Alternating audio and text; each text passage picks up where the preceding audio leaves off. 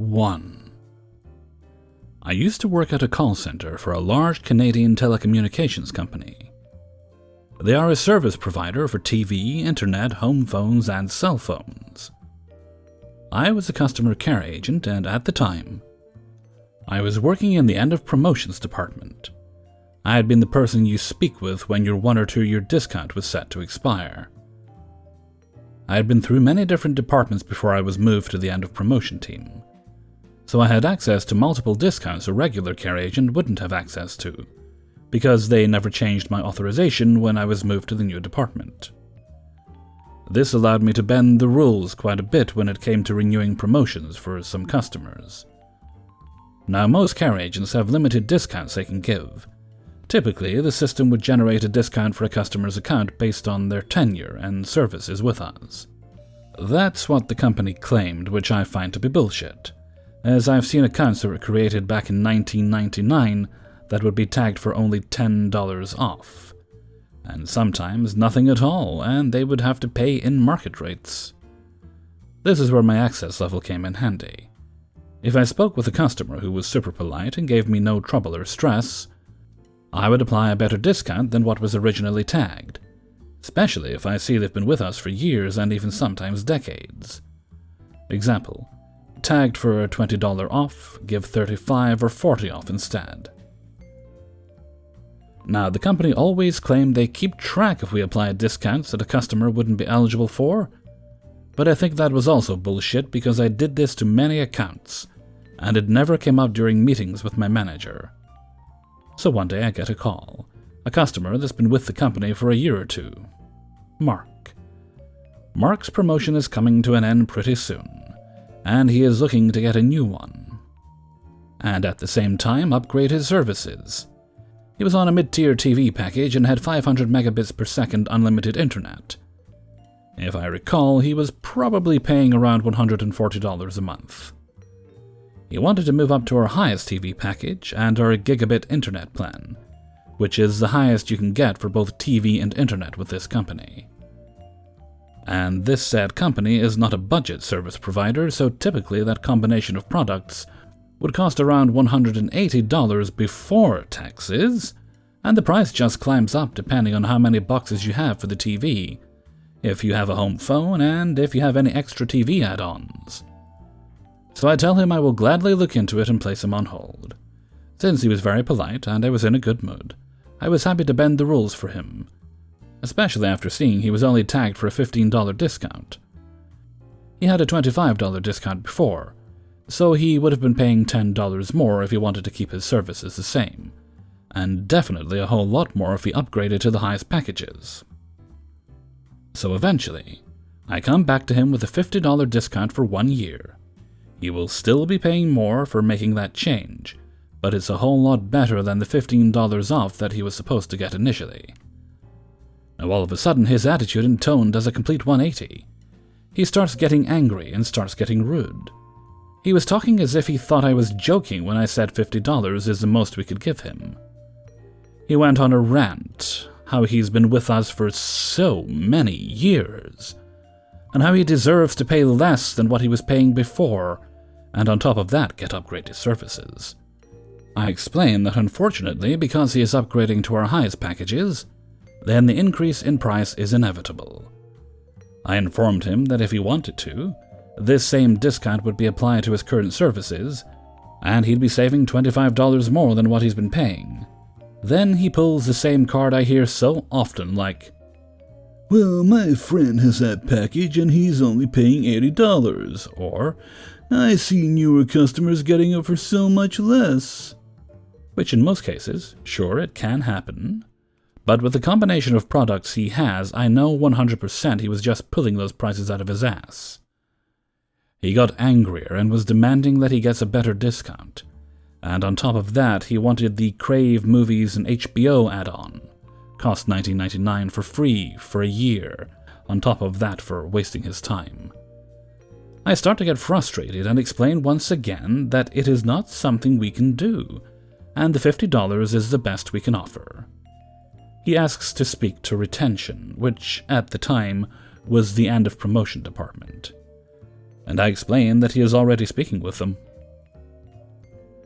He starts to lose it and says he wants to speak to a manager because he wants to pay what he feels like he should pay based on his tenure, which again was only around 2 years, which may seem like a long time, but in this kind of industry it doesn't mean much.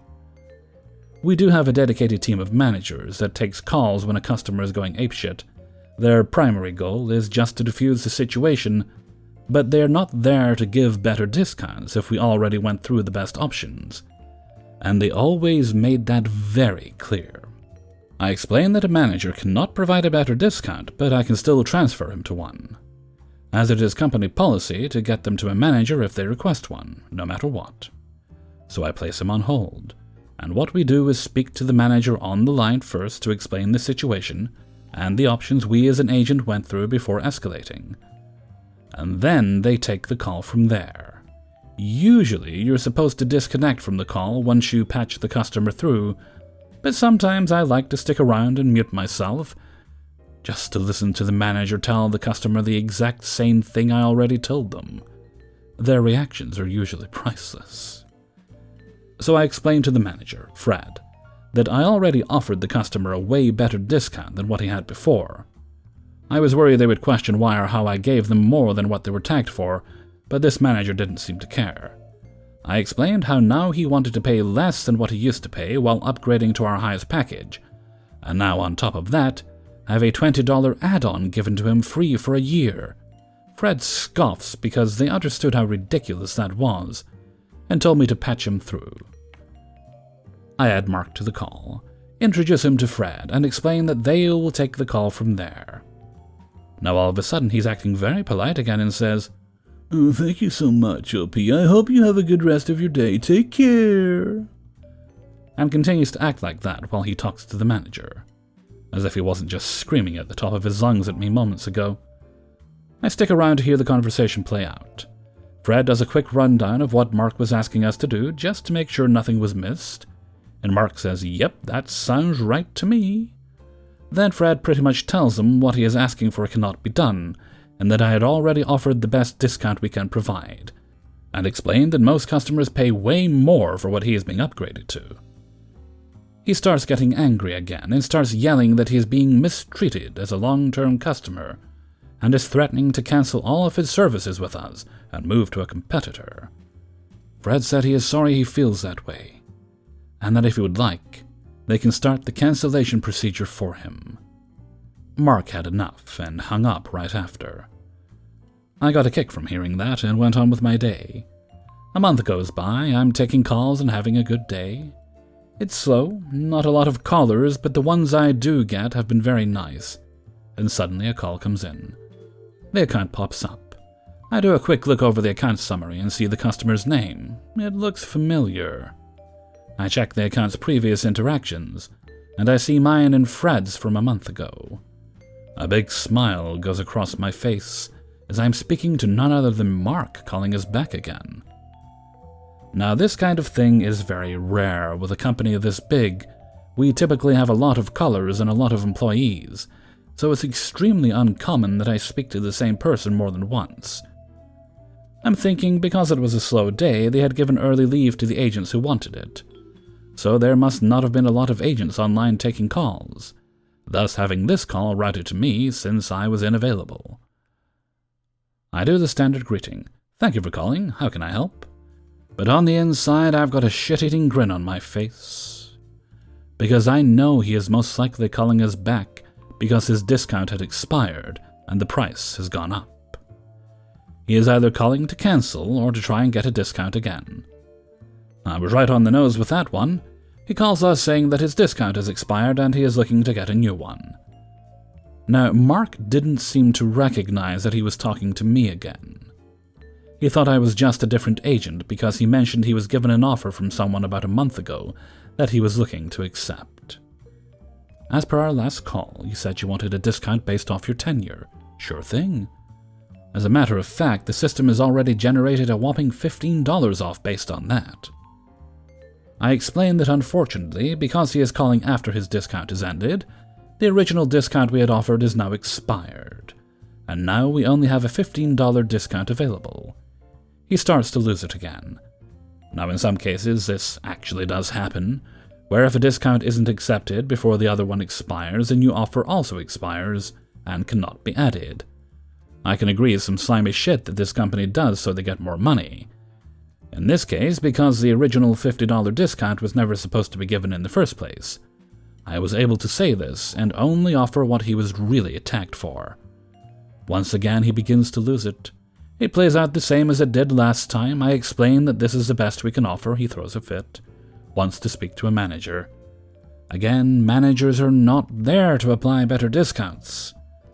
Sometimes we do have something called a documented promise, where if in the notes someone was offered something, say $50 off, and it didn't go through, we can still apply it. He could have lied and said he accepted it and it never went through, and the documented promise policy would have made it so we had to give him that discount. In this case, because Fred and I both wrote in the notes that he declined that offer, it was gone for good. I once again transfer him to a manager and stick around to hear the fallout. The manager did not budge, told him the same thing, that $15 off was the only option, and once again it ends with him hanging up. I unfortunately never figured out what happened with Mark's account, but here's what could have happened. 1, he is still paying the in-market price for his services, which is a lot more than he was paying before. 2, he accepted the $15 off, and is still paying more than before. 3, he cancelled with us and moved to a competitor. One less problematic, rude, and entitled customer. Moral of the story, be nice to the other person on the phone. If you are nice, an agent will most likely be willing to go above and beyond for you. If you're a dick, in my case at least, I'm doing the bare minimum for you and definitely will not bend the rules for you. Again, most agents can't do that anyways, and in this case, I had access to those discounts most likely by mistake. You should still be nice to the person on the other end of the phone regardless. 2. A large portion of my calls are helping people log into and navigate their online banking, resetting passwords, checking the various ways they could be locked out, helping them find what they need to do in the site, etc. As you can imagine, especially in the last year, there's lots of calls from older folks who don't really use computers except for the essentials. Something as simple as creating a new password or receiving an RSA text can be really difficult for some of these folks. I'm generally very patient with them. My call center tracks average handle time, but it isn't something you're really judged on. For example, if someone calls and asks for their balance and we give it, we're encouraged to take time to help them register if they'd like. It's not super uncommon to be on the line for half an hour with an older person just to get them logged in. That's just how it is. We don't have significant queues when we're properly staffed. I'm not going to do the script thing because I don't remember well enough, even though it was just a couple days ago. But here it is in narrative form. I pick up and say good morning and give my name, get his, verify his identity. Part of that is his date of birth. The year starts with 193. He's stuttering as I'm speaking to him. Not too bad once he gets his first word out, but definitely impossible to miss. He tells me he has a traumatic brain injury and is a Vietnam vet, and he hopes I can work with him. That's fine, I say. I understand. I don't really know what to expect from this call now, but I'm pretty comfortable working in this situation. I got you, man. We get started troubleshooting. He's locked out from incorrect password attempts, as happens. I unlock him and tell him I can reset his password, or he can try again with his old one if he thinks he knows. He tries once, twice, thrice with the old one, and gets locked out again. His voice is noticeably sad as this goes on. He's discouraged, worried, and maybe scared. Definitely frustrated. But he seems comfortable enough on the computer, so I'm confident I can get him in. As far as I can tell, the main effect of his injury is the stutter. He's understanding what I'm saying, making sense himself, just taking him a minute to get it out. I tell him, sir, my mother actually has a traumatic brain injury. I understand how it can be. I think we'll be able to get you in, if you can keep working with me. He lights up quite a bit at this, seems happy to try again, and have me reset his password. I do so, tell him the temporary password, which he gets in very quickly without having to confirm anything. Nice job. Time for a new password. You gotta choose it. Type it twice, make sure you don't typo it. He has to try again to meet our requirements, then his two didn't match. He's getting down again, but we're so close. He tries one more time and gets in. He can see his balances. There it is, I'm in. I love you. Thank you so much for your help. I love you. This man told me he loved me at least 5 times. Hearing the joy and satisfaction in his voice after the disappointment and frustration was honestly incredible. He tells me a little bit about his situation, says again how he's a vet and has war injuries. His kids aren't as helpful as they should be, and is even harder with COVID. He can't really get out of the house much even before COVID. He says he has trouble keeping his place organized and all of his bills and accounts straight, and being able to get in will be incredibly helpful and give him peace of mind. I'm beaming at this point, and tearing up a little bit. Like I said, my mother has a TBI, and in the last 8 years or so it's gotten worse and required a lot of active care. It can be really hard, and I can't imagine what this guy goes through trying to keep his life in order by himself. After making sure I understood how much he loved me, we commiserated a bit on how hard it is. Nothing too personal, it's a recorded line and all, but you know how it is. He tells me he's going to pray for my mother, and he hopes she stays healthy and well. I thank him, and tell him the same, and make sure he's written down his password and he's gone. All this took maybe 12 minutes, so not that long in the grand scheme, but wow, that one is going to stick with me. These calls, getting to waive fees, and calls where I feel like I can educate folks in ways that will help them manage and understand their finances better, are the ones that make this job worth it. For now, at least. 3. So I work in health insurance, and as a plan that offers coverage through our state's health exchange, I often have to contact the state's 800 number for assistance on applications I'm working on. About an hour ago, I received a call from a new applicant, and after asking the basic questions, I let him know we may not be able to complete his application today, simply due to the fact that he's only recently documented in the US, New York, that the state system may have trouble verifying his ID, which is a big deal. He understood, and we continued with the process. Just like I thought. It gave us an ID error. Try to use his New York State ID number and DMV document number in order to continue, but that also failed. I tell him not to worry, we may just need to call into the state hotline to resolve this, and worst case scenario, he may just have to fax a copy of his documents in. He's eligible based on everything he's told me so far. We just gotta work within the system, you know?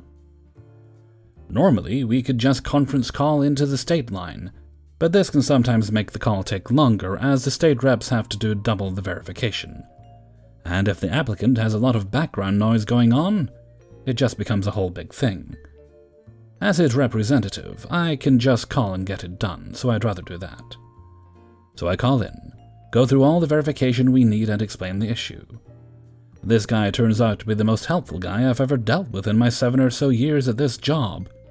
He was very thorough, went through all the troubleshooting options to get this resolved, etc. While on the subject of the applicant, I brought up how I didn't think to ask the applicant if he has a social security number when he obtained his license, as that might be the reason why the state system can't verify his ID, simple mismatch error. After explaining how that could be the reason, he randomly went off on a tangent. While still keeping his calm, composed demeanor, he starts to rant about, "You know, it's funny how that works.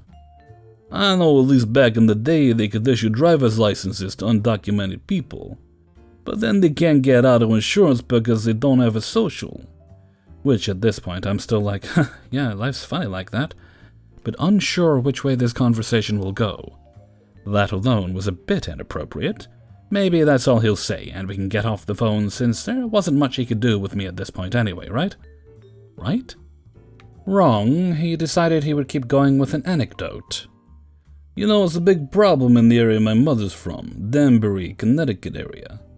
You have all these undocumented people, mostly South American, they're not the nicest people, so they drive around like crazy, get into accidents all the time, and it's like, oops, I don't have insurance, so I guess you're screwed. Followed simply by, well, anyways, anything else I can help you with today? Okay, well, Mr. Easy Cure, I wish you a great day. Have a safe 4th of July weekend and a great summer." Now, Did I mention I'm Latino? And my family originates from South America? Because even if I didn't, and even if you agree with his views, it's still highly inappropriate for him to dare to say that shit. The only reason I didn't say something is because, frankly, I didn't want to say something I would personally regret, considering those lines are in fact monitored and recorded. Let the fucking auditors get him. I just couldn't believe he went down that road. Granted, he had no way of knowing my South American lineage, but maybe, just maybe, that's why he shouldn't have opened his fucking mouth to begin with. I can't tell you how many times I'll get casual racism from applicants I've helped over the phone in the last decade or so I've been in this industry. That's nothing new, it's the fact that it came from the mouth of a state employee who really should know better that blew my mind in that moment.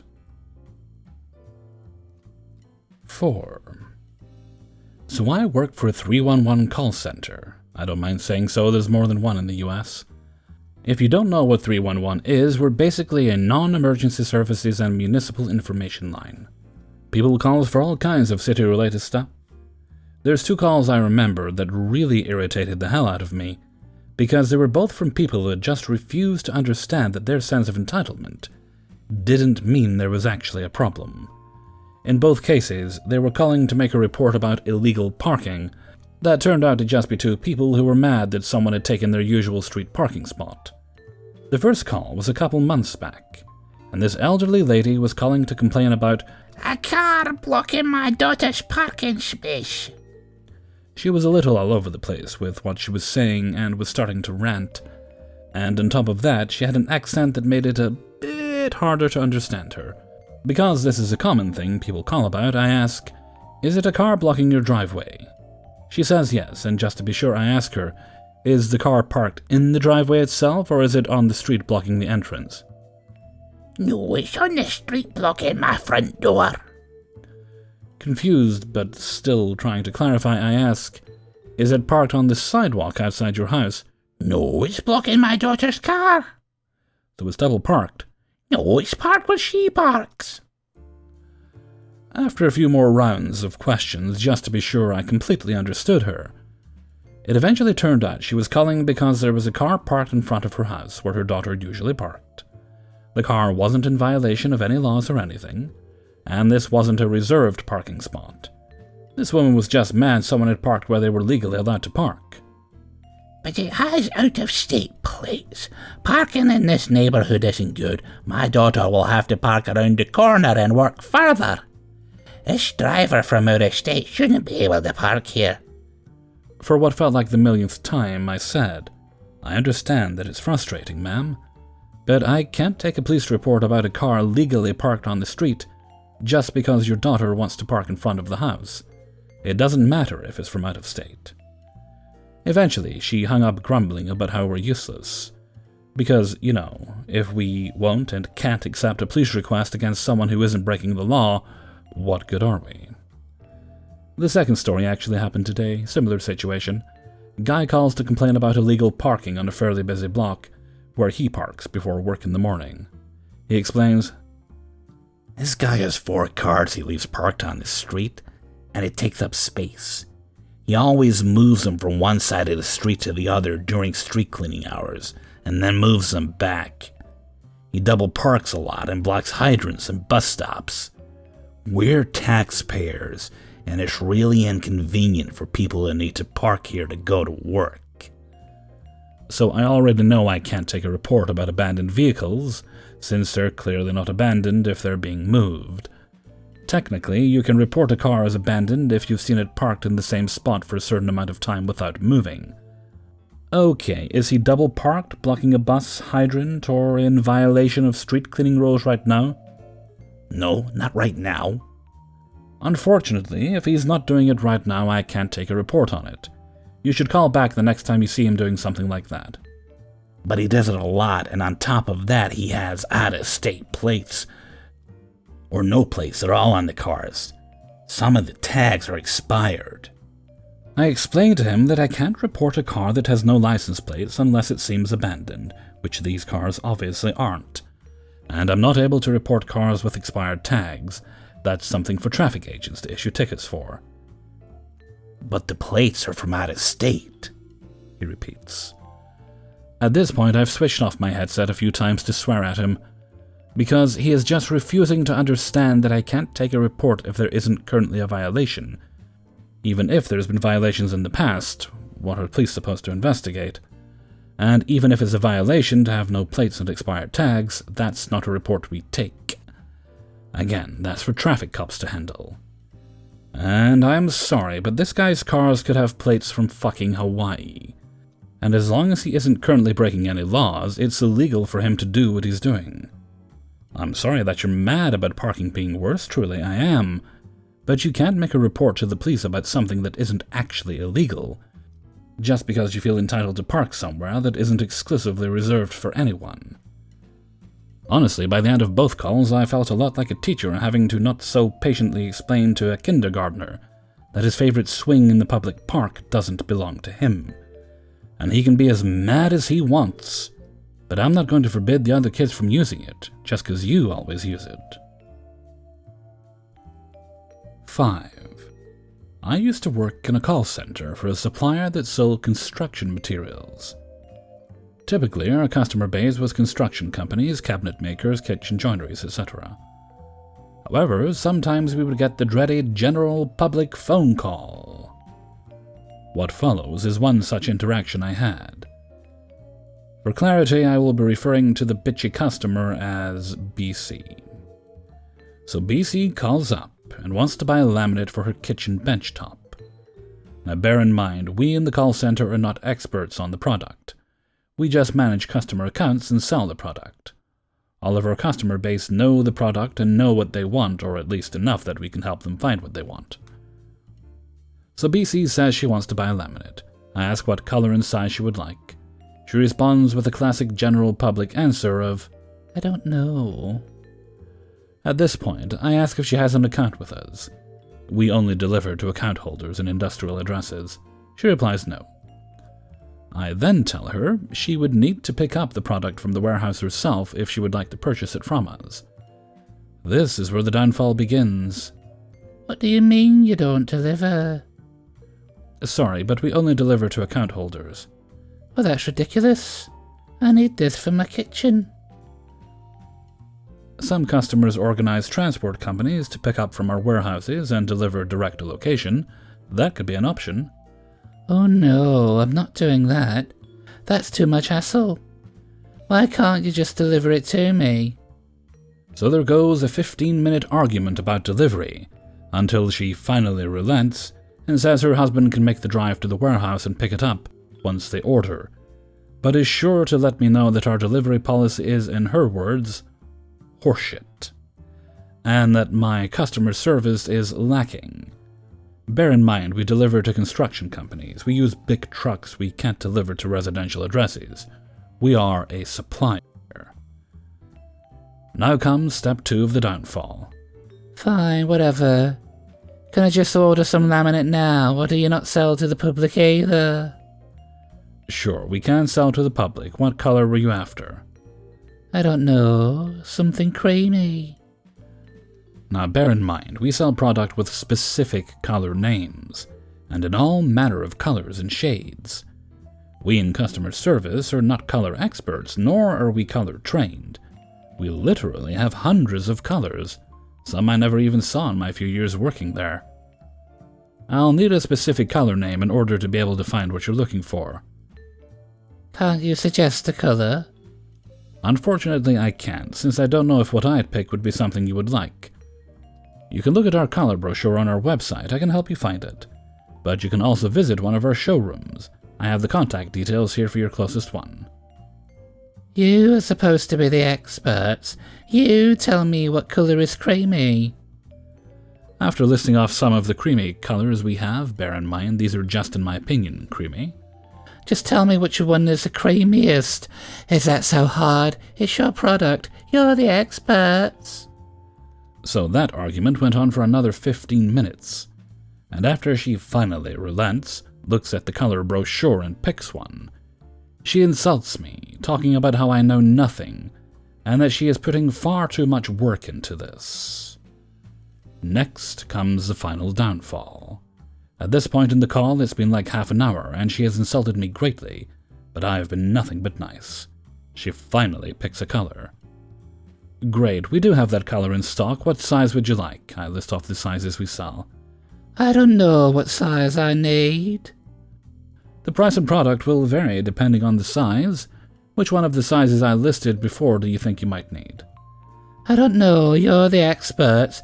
You tell me. She begins listing off her benchtop measurement. I'm sorry, but I can't tell how much you need. We aren't installers, we are just a supplier. We would need to consult a kitchen joiner. What, you're telling me after buying this product you won't even install it for me? She begins going on a rant, how I've wasted her time, how I'm a little shit who shouldn't work there, and doesn't know how these people even get jobs. So after taking abuse for a solid 5 minutes, she continues, Fine, how much do I need? Unfortunately, I can't tell you. There are too many variables that go into deciding how many sheets you need to buy. It will depend on how your kitchen joiner installs it, what tools he uses, the shape of your benchtop. I continue listing the million reasons why I can't give her a number. So you're telling me that you can't even tell me how many sheets I need? Just tell me what I need. I gave you the measurements. What do you even do when a joiner calls you up and asks for laminate? Ma'am, joiners know exactly how many sheets they need before calling us, as they are professionals on installations. I want to speak to your manager. Unfortunately, ma'am, we are working from home right now and my manager is unreachable. Fuck you, you little shit. You wasted 45 minutes of my time. What happened to customer service these days? I'm going to your competitor.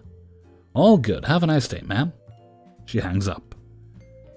After the call, my team leader calls me up and asks me why I missed my half-hour lunch break, and I explain the situation to her. She calls me back 2 hours later, laughing her ass off because she went and listened to the call and congratulated me on not showing even a shred of annoyance or anger.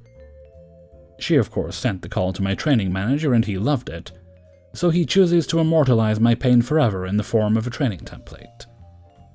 On the bright side, they now use the recording of that call when they train the newbies at that company as an example of how to stay calm and how to interact with angry customers. I became a celebrity among new people.